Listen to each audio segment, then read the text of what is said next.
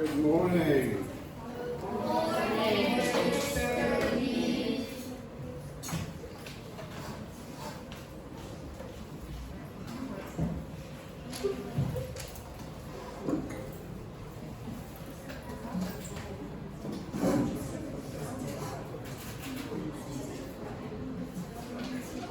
Alright guys, I'm doing a slightly different lesson today. I think I told you guys last time. I'm going to do a little bit of Thai culture and history.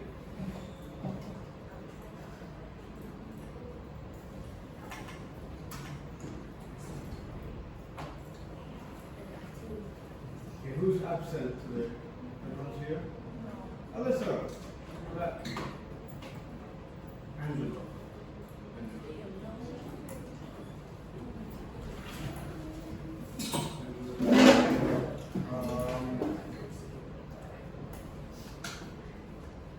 Okay guys, so the first thing I want you to do is get your notebooks out.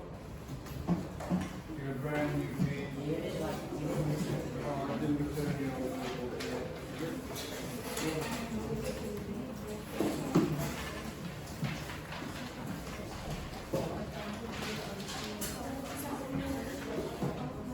Okay, get a brand new page. For today's date, which is the 16th, today's date. It said the 16th.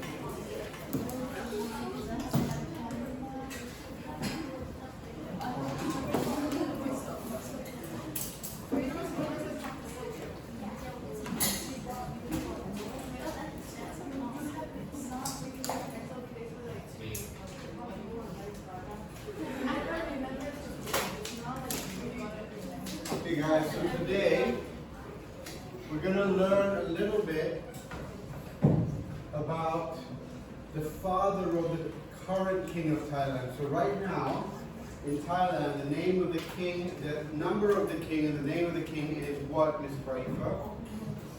Oh no! Good, that was it. Easy. I don't need his full name.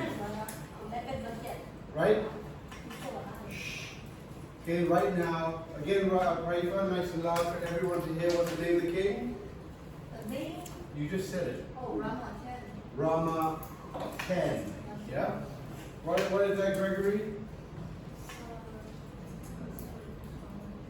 What's the name of the king? Correct. Sorry, I think I thought my history book, my history notebook was in my backpack, but certainly no, so can I check my notebook? Yeah, go check it out quickly. All right. So if this king is Rama 10, let's see who's good at mathematics. What is the name of his father? Amazing!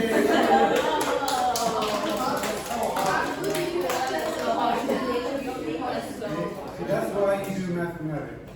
Okay? Once in a while you use it, right? Okay, so King Rama 9 was a very, very beloved king. Who knows when he passed away? Who knows? I don't know. Why don't you be like that? He passed away 8 years ago. 7 years ago. 7 years ago, he passed away, and we've had King Rama 10 since then, right? So now, we're going to look at what King Rama 9 gave us. Arguably, he is a very popular modern king, not just in Thailand. The whole world really loved and respected this man, this king, his excellency, right? So he was not just a normal leader, he was an exceptional leader, right? We're going to find out one of the reasons why he was exceptional. There are too many reasons why, but we're going to look at one reason why. Right, so what I want you guys to do is we're going to watch a video today, and I want you guys, while you're watching the video, to write down 3 to 4 ideas that you gain from the video. Right, 3 to 4 ideas. Everyone happy with that? Okay? Gregory finds this entire thing hilarious, which is great because it's a 15-minute video, so you're going to be having the best time of your life, right, Gregory? It's going to be the best day ever for Gregory, right?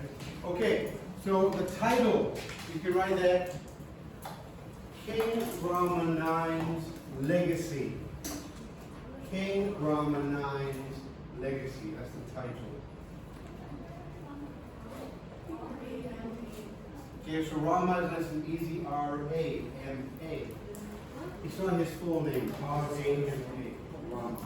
King Rama IX's, apostrophe S, IX's Legacy. Legacy, L-E-G-A-C-Y.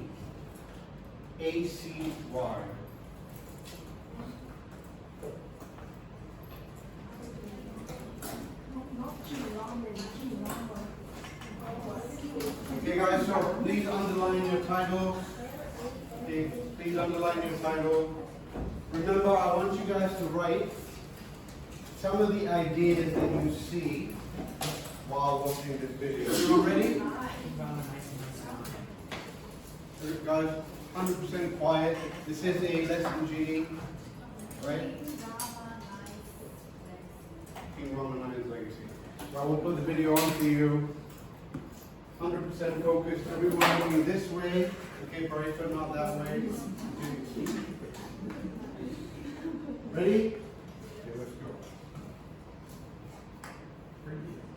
King Krusapa Module, also known as King Rama IX, developed over the course of several decades what is now known as the sufficiency economy.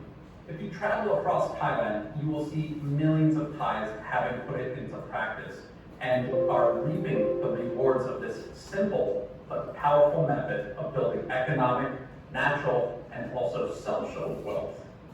But critics claim it's nonsense, that it's merely a scheme to convince ordinary people to embrace poverty, forego luxury, and to accept their place at the bottom of Thai society. But this is entirely untrue. These critics are often career academics, many of whom have never worked a real job in the real world outside the walls of their universities.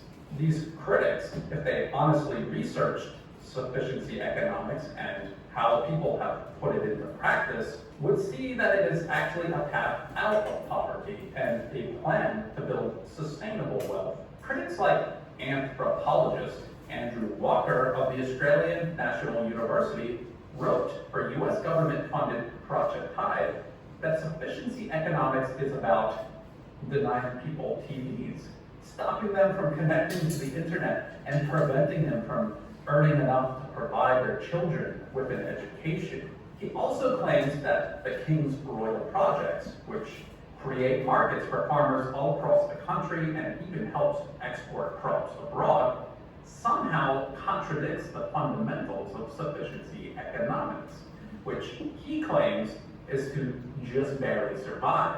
It's almost as if Andrew Walker either didn't read the Thai government's own explanation of sufficiency economics, or he read it and, despite his extensive Western education, couldn't comprehend it. Either that, or what's much more likely, he's just being dishonest for obvious politically motivated reasons, which I'll explain a little later. Nothing about sufficiency economics talks about remaining poor, or avoiding economic growth, or denying your children an education. For many Thais, following sufficiency economics has actually allowed them to earn enough to reinvest in their family farms, send their children to university, and yes, to buy TVs, connect to the internet, and all the other things people like Andrew Walker claim sufficiency economics is designed to deny people. Sufficiency economics is a ladder upward. It's based on first building a solid economic base for yourself and your family, making sure you have enough food on your farm to feed yourself, enough water stored for your personal use and for agriculture, and then building up economic activity to earn additional money. That money is supposed to then be saved and carefully reinvested reinvested in growing additional crops, both for consumption and diversifying what a family sells.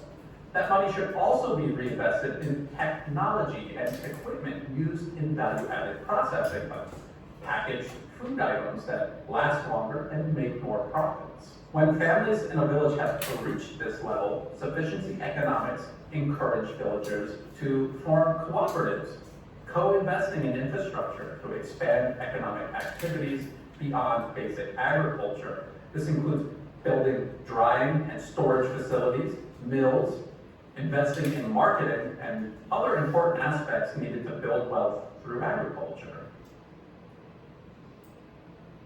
At one point, Andrew Walker, who criticized sufficiency economics, claimed, quote, "I disagree that agriculture does have the potential to provide a basis for local sufficiency. To put the issue very simply, there are simply not enough agricultural resources to support the livelihoods that people in the rural area want," end quote.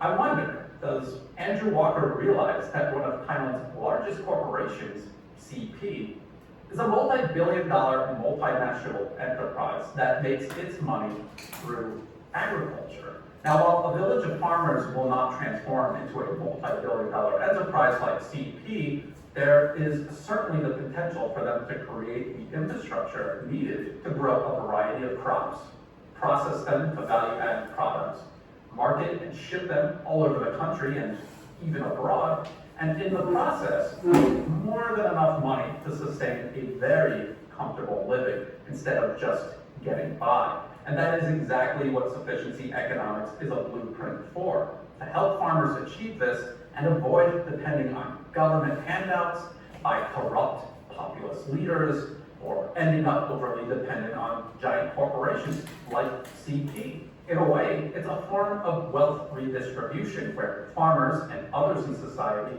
take a piece of the pie for themselves by building themselves up, instead of waiting for the government or large corporations to just simply hand it to them.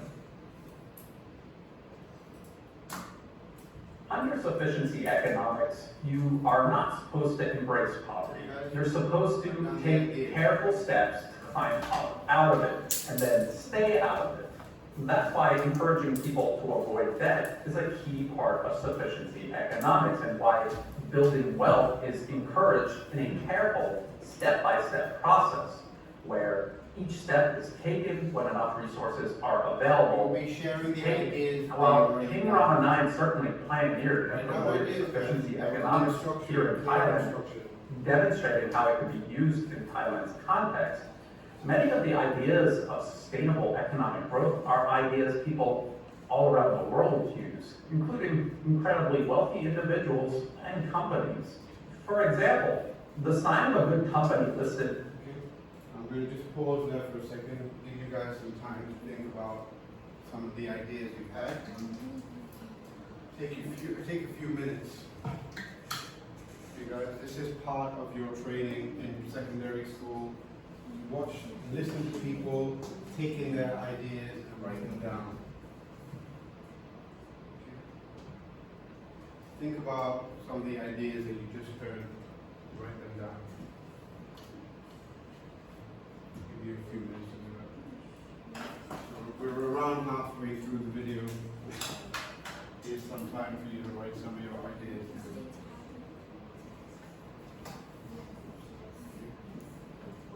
What did King Rama IX want people to do?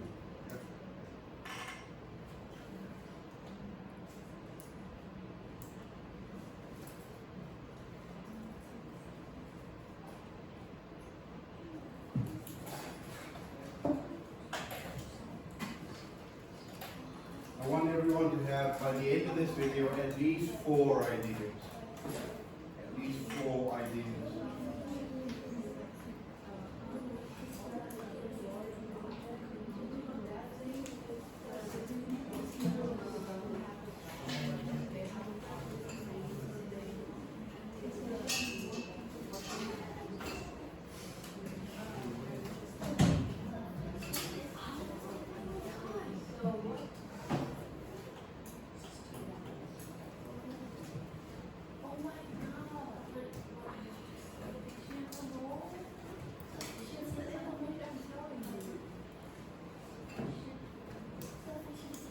sufficiency economics.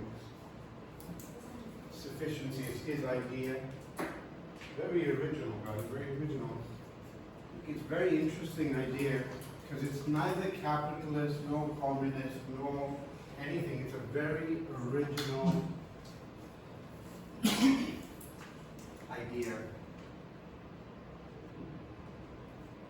It's somewhere in the middle of the ways that people do things all over the world.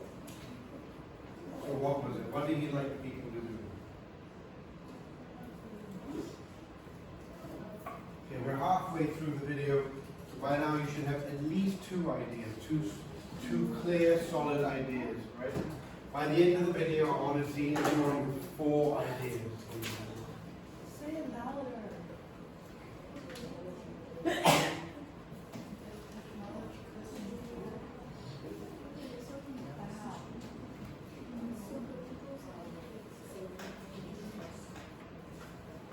Any questions you may ask me? Any questions, guys?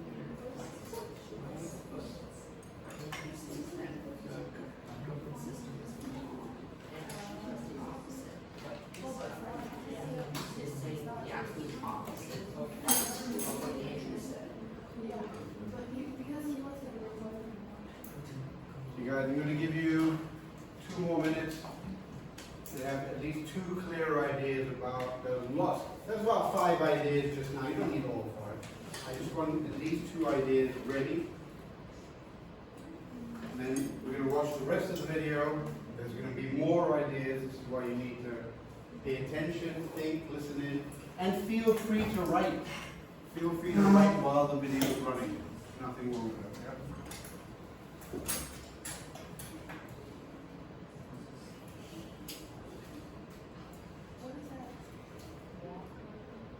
Yeah? Andrew Walker, professor. So this guy doesn't like Mr. Andrew Walker. He disagrees.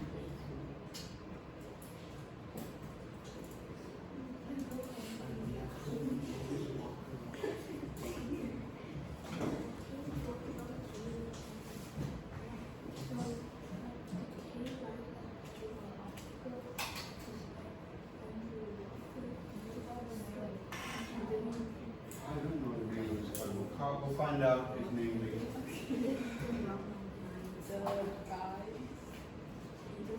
So also, guys, one of the ideas that you can write down is, does he like sufficiency economy, this guy? Does he like it? Yeah, he definitely. So, if we're watching this video, what can we say about this video as a whole? It is biased, right?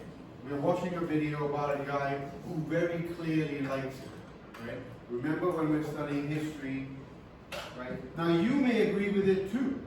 I can tell you I like this system, but whether I like it or not, we must understand that the video we're watching is of a guy who likes sufficiency economy. So what do you think we should do to balance this out in the future?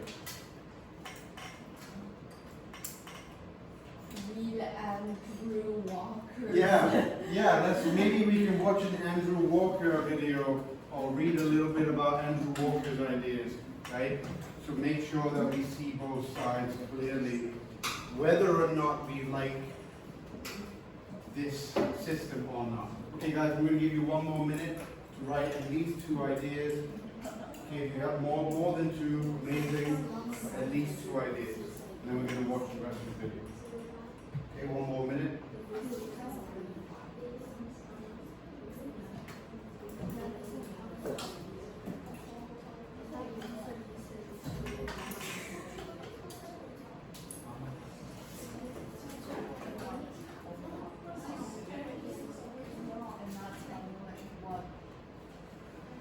right. Okay, guys, back to the video. So feel free to write notes while you're watching the video if you want to. There's nothing wrong with that. But I do expect 100% focus. This is what year 7 is. This is the difference between year 7 and 6. We're going to watch something like this and you need to let the ideas soak into your brain. Okay? All right. You guys ready? Incredibly wealthy individuals and companies. For example, the sign of a good company listed on the stock exchange in any nation is one that is making more money than it is spending. In other words, a company avoiding debt. Another sign of a good company is one that reinvests its profits wisely. It's common sense. And in Thailand, this common sense approach has demonstratively helped millions of people not only build better lives for themselves, but even survive economic hardship when others who depended on populist handouts or suffered in debt could not. From 2011 to 2014, the government of Yingluck Chenawat oversaw a rice subsidy program that offered above-market prices for Thailand's rice farmers. The plan meant that the Thai government would collect rice from farmers, pay them a fixed price per ton, and sell the rice at a loss overseas, since other nations like Vietnam were still exporting rice at cheaper, market-driven prices. Because of the extra money offered by the government, corrupt middlemen, including those in Yingluck's own government, sold low-quality rice to maximize their profits, and even imported rice from neighboring countries to resell it at higher Thai government-subsidized prices. Between the higher prices the government was trying to sell the rice for and the decreased quality being sold abroad, trade partners stopped buying from Thailand and imported from elsewhere. So you know, it didn't take long for this rice scheme to run out of money and for Thailand's rice industry to begin collapsing. Eventually, over 1 million rice farmers would end up having their rice taken away to government warehouses, but went unpaid for up to 6 months. Those who depended on this rice scheme and on rice farming alone, suffered terribly. Some farmers resorted to suicide as a means of escaping the sort of debt and overdependence on government handouts sufficiency economics teaches people to avoid. Debt and overdependence on government handouts, people like Australian National University's Andrew Walker thinks farmers should embrace. However, farmers who followed the principles of sufficiency economics had already long ago diversified their economic activities, growing more than just rice to supplement their income. And because they were also free of debt, when the government failed to pay them for their rice, their ability to expand their supplemental crop production and make ends meet until the crisis was over saved them from the same tragedy suffered by many others. So we're going to pause there. We'll just write some ideas there. Right? So what is that? 2011 to 2014, the government started giving extra money to the rice farmers. Was that a good idea in the end? No, it was a terrible idea. Yeah? Corruption, right? They escaped the rice market. When you run away from the market, the real market, you are living in a fake world, right? That's exactly what's happening as an example with BYD, electric cars from China, the Chinese kids over here. The Chinese electric car vehicle market is essentially a government propped up market which actually goes against the World Trade Organization rules, where the government subsidizes that product and you are selling it under market rate. So what happens, guys? We'll use the electric cars as an example. Chinese electric cars in Thailand are very, very cheap, even though they're quite expensive to make. How is that? Because the Chinese taxpayer is paying for that product to be cheaper. So for example, if a Chinese electric car is 100,000 baht, In China, it's sold for, in Thailand, it's sold for about 700,000 baht, which makes no sense, right? That should be the, what we call the RRP, right? The real price of selling where they can make money, but they're selling it for 700,000. So who's going to pay for that 300,000? The Chinese taxpayer, right? The Chinese people are paying for that 300,000, and that is basically a burden on the Chinese taxpayer. And this activity is called price dumping, and it's illegal. And the Thai government, 2011 to 2014, did this for rice, and it completely destroyed the rice industry. Okay, so it happens. When you leave the free market, you go into danger zone. So you can, one way I can help you guys understand that is, because it's quite a complicated idea, leaving the free market. Okay? Paying the, when you start to pay Thai farmers extra money, you have left the free market.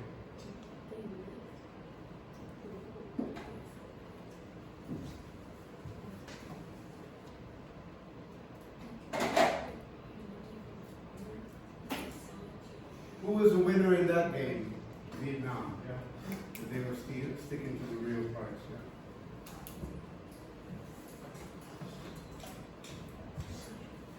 That's why right now in China there are millions of unsold electric vehicles sitting in car parks.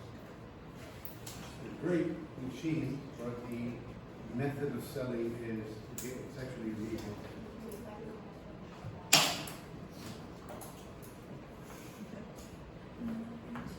Okay, so it's ready?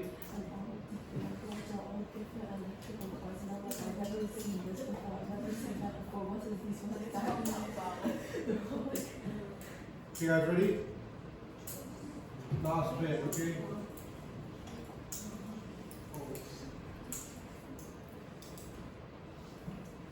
See, economics isn't just for farmers, and definitely not just for poor people. These are principles that anyone can use, and most successful people do use them, both in their personal lives and when running their businesses.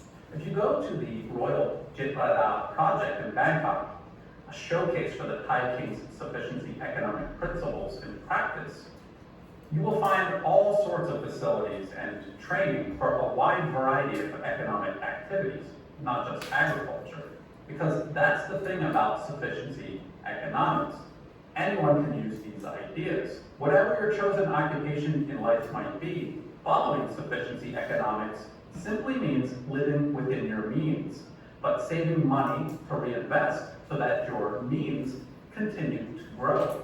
And with it, so will your wealth and your ability to do more of the things in life that you want to do. There's no shortcut to get rich quick. Wealth takes time, patience, and careful planning to build. Taking shortcuts often is the fastest path to debt, frustration, broken families, and a whole host of other problems. Building wealth step by step is not embracing poverty. It is defeating it and making sure it remains defeated. It allows an individual to create a strong foundation to build their family on, and strong families are what strong nations are built on. King Rama IX is remembered as a great king because of his tireless work and the millions of lives he helped improve through that work. This work continues under King Rama X, and sufficiency economics has inspired projects all over the country, ranging from organic farming, aquaculture, to solar energy, and even 3D design and 3D printing, because my own project, where I've helped local hospitals develop locally designed and manufactured solutions to healthcare challenges, was directly inspired by King Rama IX's work. I took King Rama IX's principles and simply applied modern technology to it, just like he told people to. And just like a farmer would use a mill to add value to their crops on a local level, I used cheap 3D printers to add value to the improvised solutions local medical professionals came up with. We manufactured these solutions locally, We saved money, reduced dependence on large suppliers, and we showed how this idea could grow into the future. So sufficiency economics works. It really does build both strong families and communities, and together this makes Thailand stronger. And that's why enemies of Thailand, people like Andrew Walker of the Australian National University and many others across the West, attack it. Not because it doesn't work, but because it does work and makes Thailand strong, and it protects the country from foreign exploitation, like from foreign banks who love creating debt. Just think back to the 1990s and the Tom Yum boom crisis, the IMF and the World Bank. Sufficiency economics helps protect Thailand from that. And so people who care about Thailand should try to learn about it, protect it, and promote sufficiency economics. It's not only a good way to honor King Rama IX for his lifetime of work for Thailand, but a way to help ensure what he did for Thailand lives on well into the future. If you want more information about the sufficiency economy, I have links to several videos and articles in the video description below. Okay, we'll stop there. We'll talk about his stuff later. Right now, finish up your last. We'll look at Tom crisis later. Okay, guys, write down your last few ideas based on what you just saw. Just think about the video just now. We saw a little bit of technology, right? Tech. Write that down. Yeah, write that down.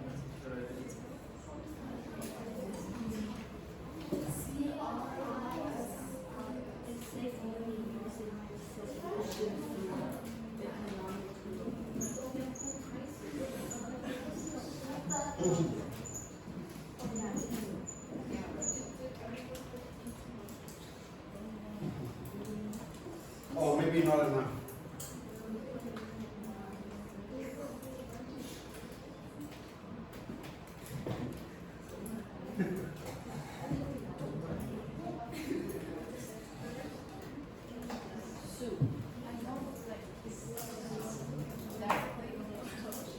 No, don't worry. Well, I mean, you know, that part is irrelevant. There are many more ideas. So don't fixate on this. Think about the video what we saw just now, right? You saw machines, saw tech.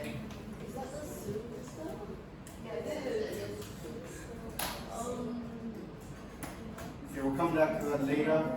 You guys finish up your last few ideas. We'll expand on this topic. Okay, I'll give you guys 2 more minutes to finish up.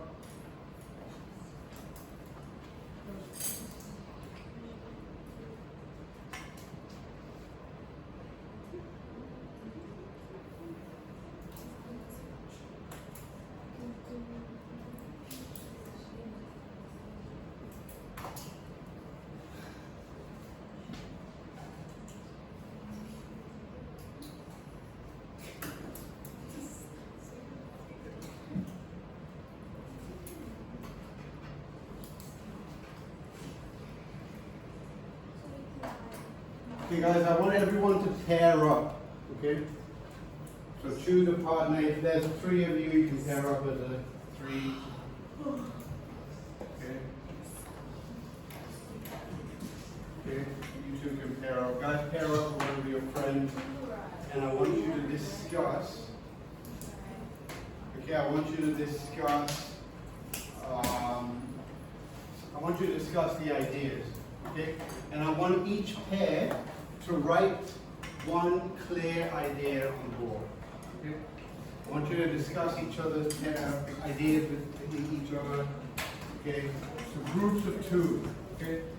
Or in this case, groups of 3. Okay, there's 3 of you. Are you with the girls? Yeah. Right, there you go. Okay? And in a few minutes, I want you guys to come up to the board and write down just one idea that both of you write, and it can't be the same as the ideas before.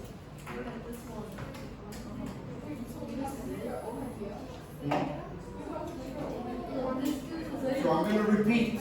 Listen in. Listen in. I want you guys to share your ideas with your partner, right? So you guys are clear about, please take this time to discuss your ideas with your partner. In a few minutes, I will expect each group to come and put one idea on the board, which is not the same as the one before. You get it? So each group will come and put one, you can't put the same as the previous group. Yeah? Of course, yeah. I don't want you to randomly come and write, I like chocolate, I like it. Yeah, about this video, yeah. It's got to be different. Each one's got to be a new idea. So if you get called up, so the lucky one will be the first group. The first group will be the lucky group. So you can choose whatever they want.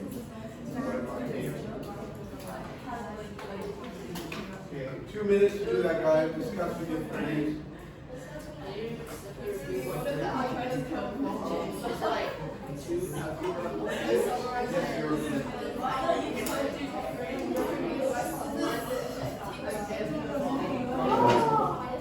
Guys, each pair should have one clear idea. One clear idea.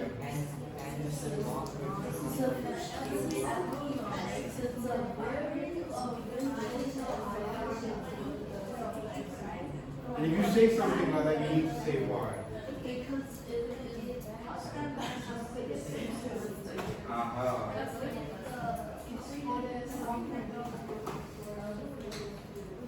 Yeah. Like what? I like chocolate ice cream. It's from the video. Yeah? We're obviously in the context of the video, right? You can't randomly start writing about the thing. From what we've done. Yeah? As long as it's from this topic, it makes sense. I'm cool with it. Yeah?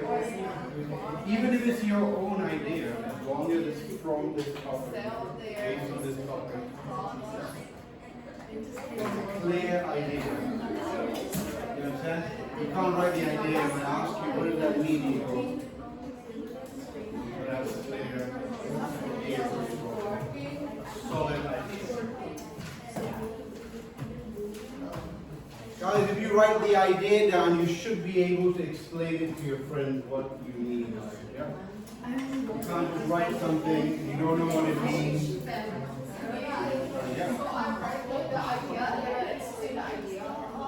You and your friend will come up. Each pair will come up, write the idea, and explain what you understand from that idea.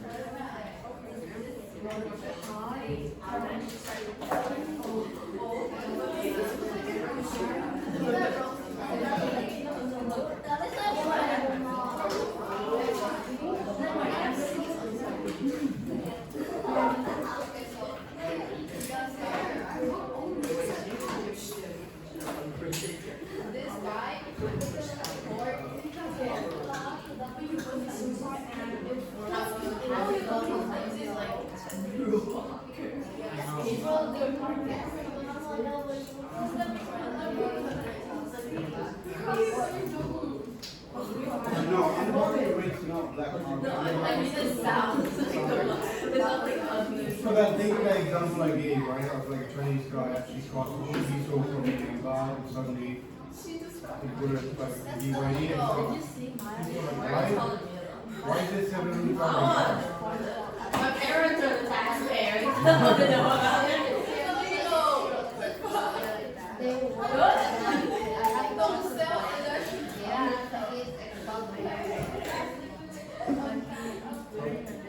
Are you asking me a question or are you confused? So listen, before we just develop an idea as a pair, decide which one, you have a whole bunch of ideas, choose one. Yeah? Come right on the board.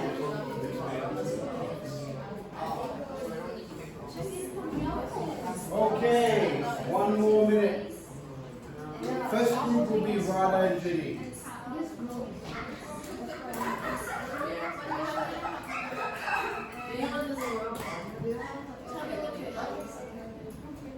You guys are weird. Please do not destroy my table. not vandalize my tree. Why does everyone write like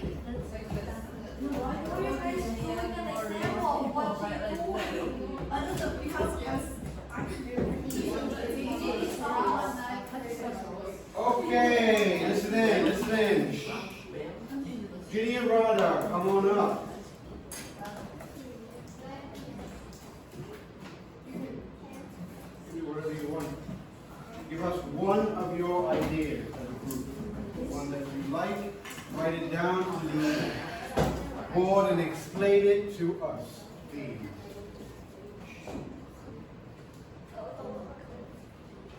Make sure that when you come up like them, you are ready. Okay? You decided one idea, you're clear about its meaning.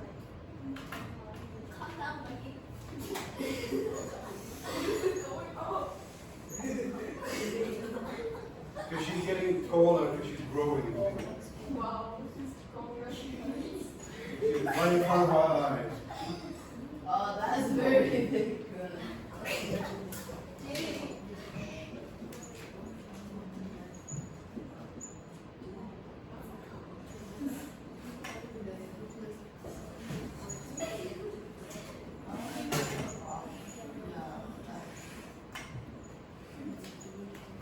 Guys, your idea can be anything as long as it's correct, clear, and you can explain it.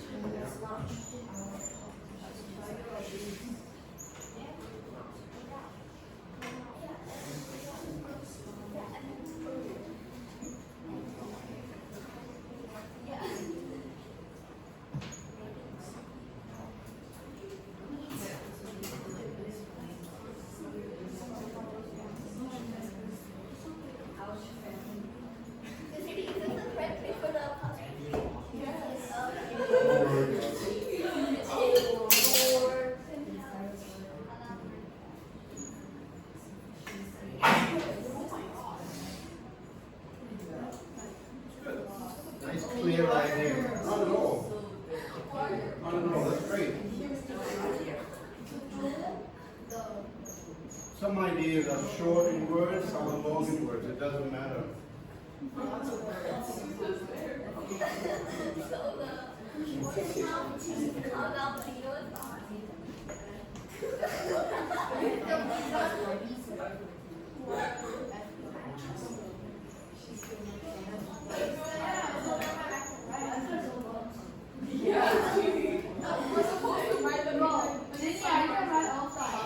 Guys, don't distract her, please. It's hard enough doing this without calling her name all the time.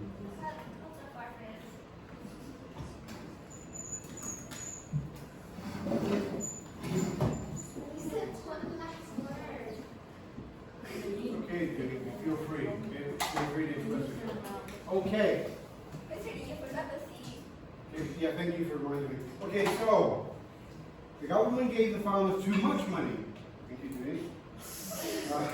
And so the government didn't have enough money to pay the farmers, so the sufficiency economy helped the farmers have enough money. Okay, so what do you mean by the government gave the farmers too much money? The money for what? What did they give them money for? Yeah, the rice stuff. So how did they, what did they give them money for the rice stuff? What do you mean by this? Shouldn't you give people money when you buy something from them?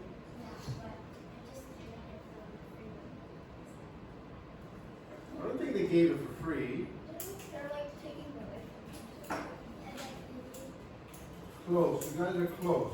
So the farmers did give rice, and the government did give them money. But what's the problem with that?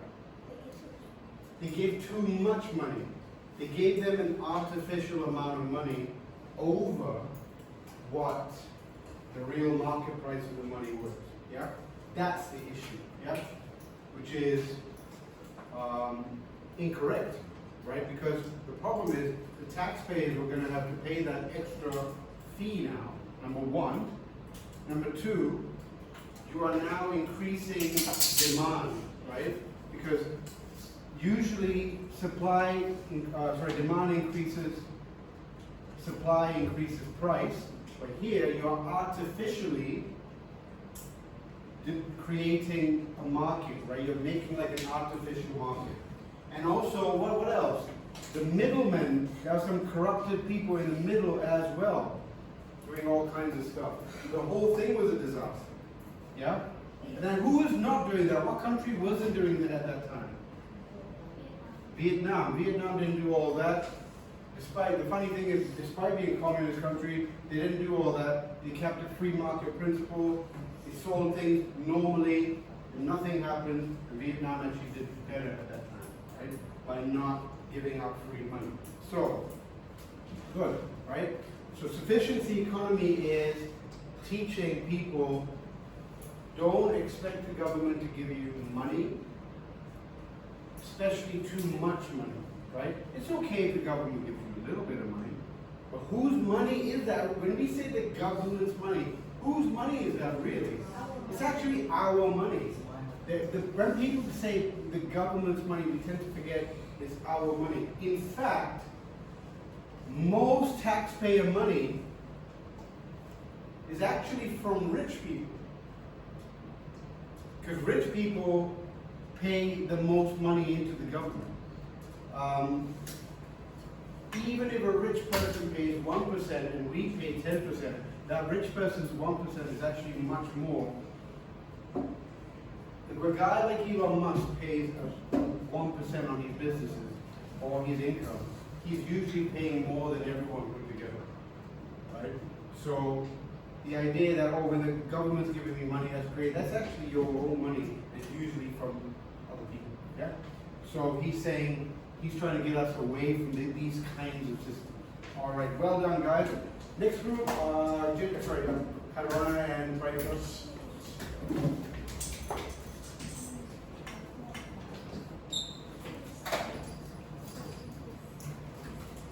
Only depending on government money. He didn't say don't take any money from the government. He's just saying, as long as she doesn't keep going higher.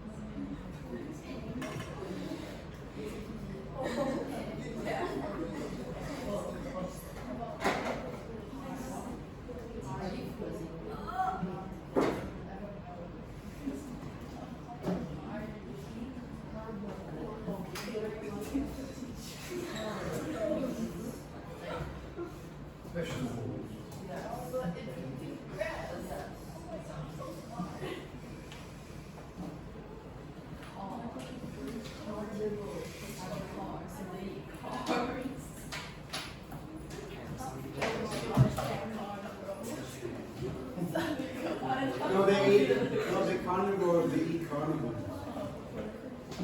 It's the circus come early. They go down eating every one of the They're carnivores. coming from downtown, everyone. Come and buy your ticket today to watch The carnival get eaten. Carnivals get eat the circus come early. This sounds crazy in my head.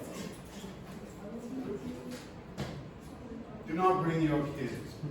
Do not bring your kids, but we have tigers with underwear and we have I just pictured that. That sounds that looks really funny. Very and we have seals that learn how to juggle, and we have Chinese technology. And we have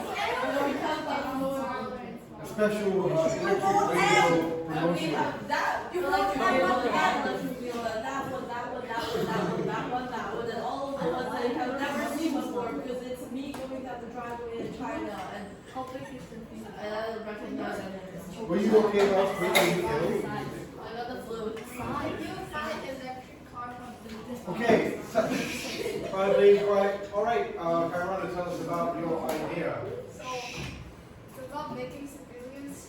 Okay, so making civilians stronger in terms of working and being independent and making money to provide money for their own family instead of relying on the government. Okay, so tell us what you understand from that. So basically,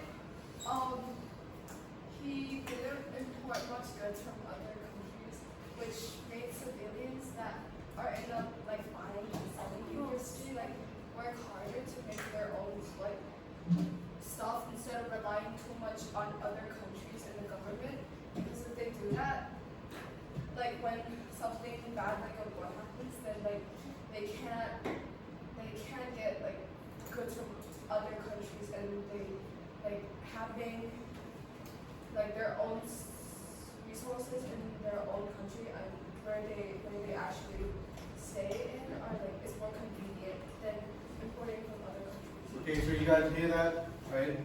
He wanted people to be independent and be able to make their own food. As Kyrana said, in times of war, if you're overly independent on importing, you're going to be in trouble because you will not be able to have your own stuff. You're going to be in a pretty bad position. Okay, there's more reasons why he wanted people to be independent, right? But that's one good example of why he wanted people to be independent. Well done. Okay, Gabriel and Pandin. Your brother splash water on me non-stop. What? That's what I'm doing. Okay.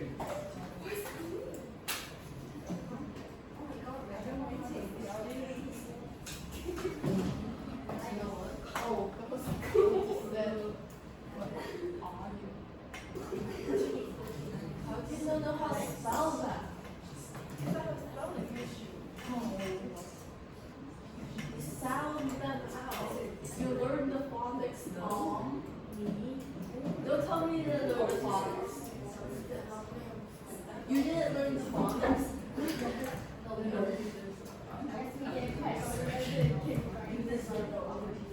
No, but it's literally the phonics. You just sounded out like car, me, more.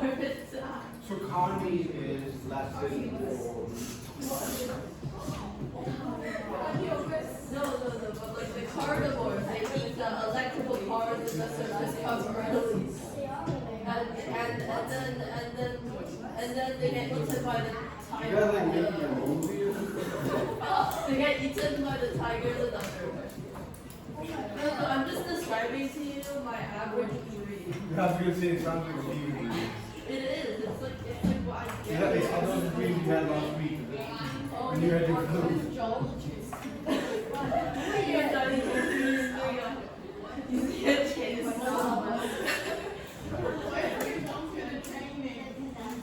Oh, I'm scared now. I'm scared. Dude, come on.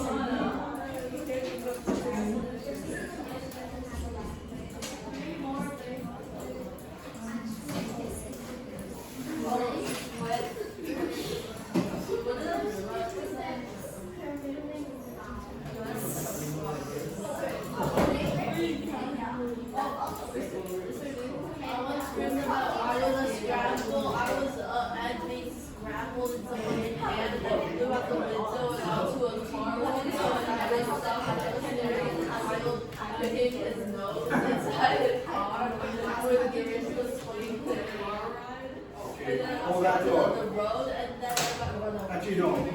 Hold that dream. Okay? Hold that dream. Okay, push. Pandin and Gabriel are going to tell us about their favorite idea. Okay, 3, 2, 1. So, King Rama IX did tireless work at saving lives with sufficiency economics. For the sake of amount of money spent and use defenders as suppliers. Okay, so they're looking at a different side of sufficiency economy and all its advantages. So he's saying that they're looking at who made it. It didn't come out of nowhere. It was actually a product of King Rama IX, the king at the time. He did a lot of guys. He was one hard-working king. This guy did not chill out, right? He was going all over Thailand, non-stop, in the jungle, with mosquitoes biting him, right? He was going, Is that right? He actually died because of that? I did not know that. Okay, did you guys hear that? He actually died from malaria. So, I had no clue about that. Thanks for telling me, right? So he was, Team Gabriel. That's what I mean. Right? So now we know that apparently he even died of malaria. So he actually went around and he was building schools, wells, hospitals for people. He would go to places where there were just a few farmers, speak to them and figure out how he could help them. But not only that, guys, he was even speaking to farmers who were doing well in the middle of nowhere. And he was asking them, how did you guys do so well? So he was not only just going around being like a really helpful guy, being nice, giving people money. No, it's the opposite too. He would get knowledge from farmers about how to do things well. He was an extraordinary king, right? Guys, seriously, world over, he's a highly respected king, right? Some say he's the greatest king in modern history, right? So now, they looked at this part. He did tireless work, because that's an important part to think about. It did not happen randomly. It did not happen automatically, and he didn't make a whole system. He just had a project, right? He didn't try to spread his system all across the world like countries do, right? The communist countries, they do that. The capitalist countries, they're doing that. The religious countries, they go around all over the world trying to spread their religion. Right? All these countries do all these crazy things. He didn't do none of that. He just stayed home in Thailand and he did something for his local people. Right? Okay, thank you, everyone. Well, it is the end of the lesson. Okay, we'll continue the rest of it tomorrow. Yeah, so tomorrow you got your Minecraft presentation. Make sure you back up your classroom.